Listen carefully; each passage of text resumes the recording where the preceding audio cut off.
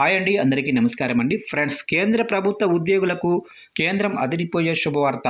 ఇక మార్చి 16 వరకే సమయం అంటూ అప్డేట్ అయితే రావడం జరిగిందండి. ఇక దీనికి సంబంధించిన వివరాలు అయితే మన వీడియోలో తెలుసుకుందామండి. వీడియో మాత్రం పూర్తి వరకు చూడండి ఫ్రెండ్స్, అప్పుడే మనకి పూర్తి సమాచారం అయితే తెలుస్తుంది. అలాగే ఒక లైక్ చేసి ఇలాంటి మరిన్ని అప్డేట్స్ కోసం ఇప్పుడే మన ఛానల్ని సబ్స్క్రైబ్ అయితే చేసి ఫాలో చేయండి ఫ్రెండ్స్.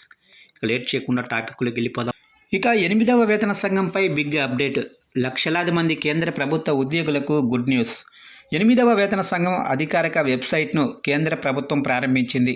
అయితే ఈ వెబ్సైట్ ద్వారా 8వ వేతన సంఘం ప్రభుత్వ మంత్రిత్వ శాఖలు ఉద్యోగులు వాటాదారుల నుంచి సూచనలు కోరింది. మీరు మీ సూచనలను వేతన సంఘానికి సమర్పించవచ్చు. వేతన సంఘం కొత్త వెబ్సైట్లో ఒక ప్రకటన కూడా విడుదల చేసింది. మెరుగైన అవగాహన కోసం 8వ కేంద్ర వేతన సంఘం అభిప్రాయాలను కోరుతుందని వేతన సంఘం ప్రకటనలో పేర్కొంది. అధికారిక MyGov.in వెబ్ పోర్టల్లో 18 ప్రశ్నాపత్రం అందుబాటులో ఉంది.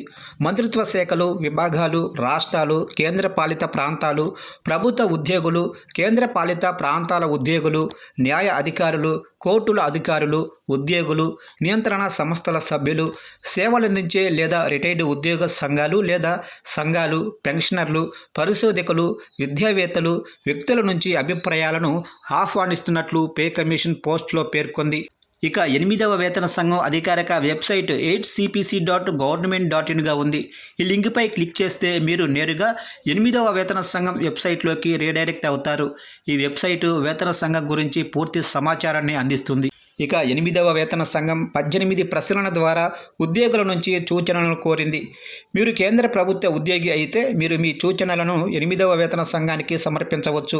సూచనలు తెలిపిన అందరి వివరాలను గోప్యంగా ఉంచుతామని కూడా కమిషన్ స్పష్టం చేసింది. 8వ వేతన సంఘం ప్రకారం మీ సూచనలను సమర్పించేందుకు చివరి తేదీ సోమవారం అంటే మార్చి 16, 2026గా నిర్ణయించింది.